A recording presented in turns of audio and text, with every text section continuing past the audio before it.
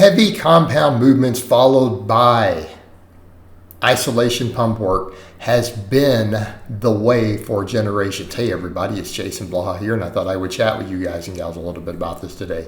And again, when you guys see when I say heavy compounds, I'm serious. I'm talking about rep work with 315 on a flat bench, almost 50 years old, right? That's what we mean by heavy compounds. Same thing, you're going to see me repping 245 on the incline with pauses. But then we come in and we do pump work. We do pump work afterwards, smaller movements. And when I say even isolation, it doesn't have to even be true isolation. It could be stuff like, dumbbells, right? It can still be compound movements. But the idea is the same. And this is a time-proven method. And it's one of those things to where for some reason, so many people want to pretend that they can take one of these two things out of the equation. And I'm going to tell you, if you are a drug-free lifter and you think you're going to remove either one of these out of the equation, I wish you the best of luck getting really jacked, having an impressive physique or any of that. Sorry, good luck there. You better be a genetic freak, because this is the recipe for success. And even then, the thing I would point out, someone says, well, I am a genetic freak, or I'll just use tons of gear. You would still get better results if you combine these two. Perfect examples. Look at some of the best bodybuilders in the world. Even Ronnie Coleman exemplified this as a genetic freak who was chemically enhanced. Okay, come in and do 500-pound bench presses, 600-pound rows, and then he would come in and do his curls and flies and all that. But here's the idea, guys. Big, heavy compounds will build quality muscle. Okay, they will make you thick. They will build everything. They will give you lots of myofibrillar growth. And we do need to be clear. We do need that heavy mechanical tension. All right, big weights, big movements will create the mechanical tension that we want to create just that hard, dense, quality muscle. There's a reason when power lifters, we diet down. Because again, my background's in powerlifting. The reason so many powerlifters look so just chiseled and just busted out of granite when they diet down later. All that heavy lifting, all that myofibrillar growth creates what bodybuilders call muscle maturity. Okay? So keep that in mind. Big movements will put quality muscle on your frame, top to bottom. And I'm just doing upper body stuff in this, but we could count squats, deadlifts, leg presses, all that in there. Stuff you see me do it in here is, obviously pull-ups, rows, overhead pressing, benching, incline, right?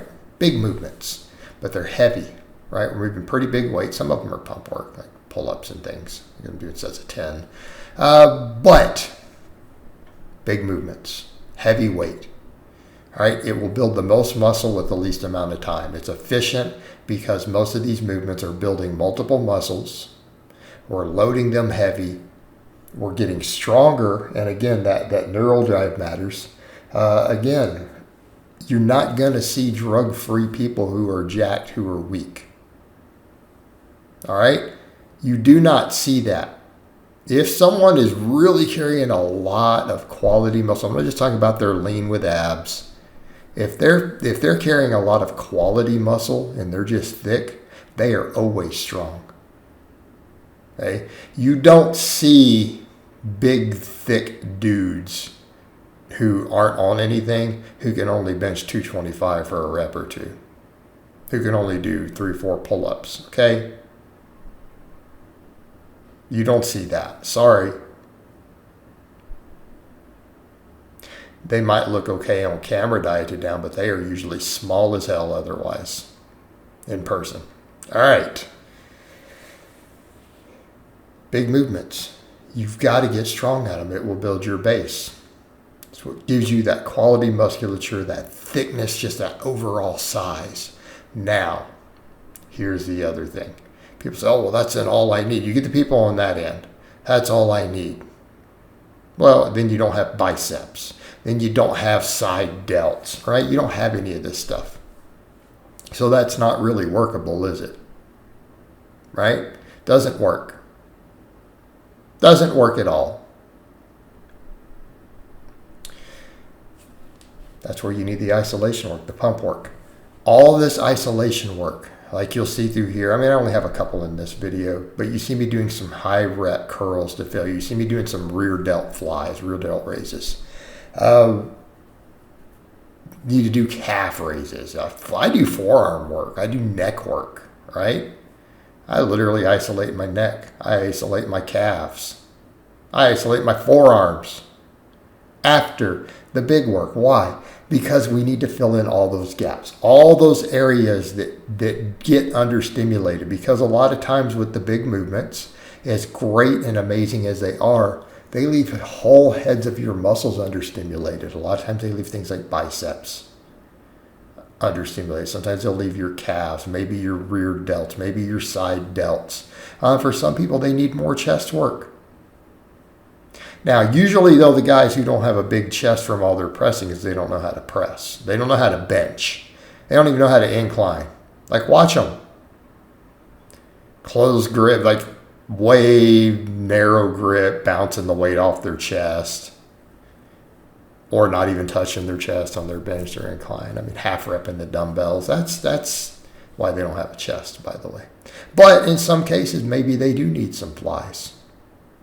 Okay, and that's the point. You do need the pump work on the isolation to fill in all the gaps. And sometimes it's major muscles, I mean, again, we know that pressing and bench pressing can build really big lateral heads on the triceps, but it will always leave the long head a little smaller. Well, the long head's the biggest head in the tricep. You probably do need to stimulate it. Now, people say, well, I could do pullovers. I don't have to do extensions. That's true. Pullovers will build it. But you're still having to come through and think about it. And that's the point. All those other muscles. Again, biceps are a big one. That's one reason I've had to play catch up with biceps, because I did all that powerlifting and I neglected curls, neglected biceps, or when I did do them, treated them as an afterthought. You can't do that. So the pump work, you need to take it seriously. Like you need to train it just as hard. You want big biceps, you need to train your curls just as hard as your deadlifts. Okay?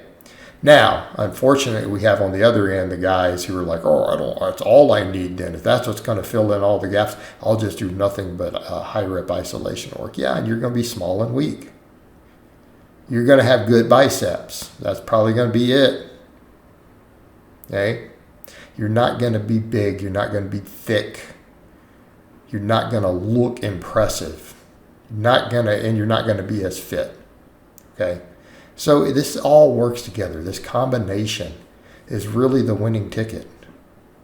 And I'm not even going to get into fitness and cardio. I think we should all be doing cardio too, but that's a totally separate topic.